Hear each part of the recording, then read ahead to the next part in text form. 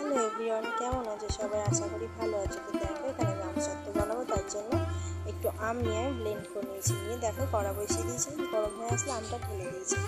দেখো আমটা ফুটে গেছে, গেলে আমি ওতে একটু চিনি অ্যাড করলাম আর দিলাম অল্প পরিমাণে চিনি। যেহেতু আমগুলো খুব মিষ্টি তার জন্য অল্প দিতে পারি। এখানে একটা লঙ্কা নিয়েছি, লঙ্কাটা দেখো গুঁড়ো করে নিলাম, নিয়ে ছড়িয়ে ওর উপরে দিয়ে দিলাম। আমটা ফুটে এসছে, যাতে একটু ঝাল ঝাল মিষ্টি মিষ্টি খেতে লাগে সেই জন্য।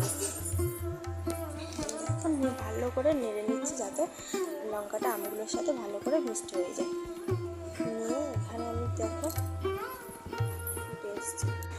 আমটাকে নাড়িয়ে নিলাম। এখানে দুটো থালা নিয়েছি, নিয়ে তেল দিয়ে ভালো করে থালাটাকে তেল মাখিয়ে নিলাম।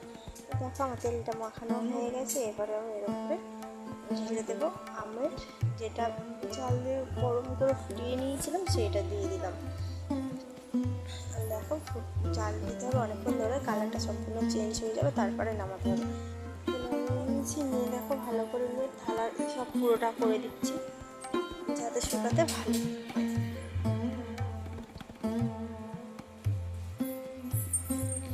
দেখো এখানে আমি থালা ভালো করে দিলাম, দিয়ে এখন দৌড়তে বসিয়ে দেবো। যেহেতু দৌড়তে শুকাতে হবে তার জন্য এখানে আমি নিয়ে চলে যাচ্ছি দৌড়তে। দেখো আমি দৌড়তে বসিয়ে দিয়েছি, আর এখন আমি দুদিন রোদ খাইয়েছি, তাতে কি আছে পুরো শুকিয়ে গেছে। তারপর আমি তুলে নিলাম, ভালো করে ছুরি দিয়ে কেটে নেবো।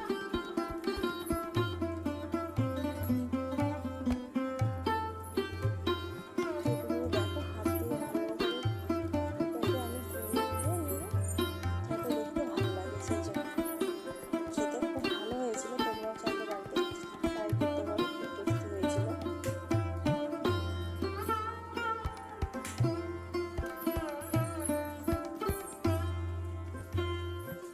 দেখো আমার সবগুলো বানানো হয়ে গেছে। আর কেমন লাগছে দেখে তোমরা অবশ্যই কমেন্ট করে বলো।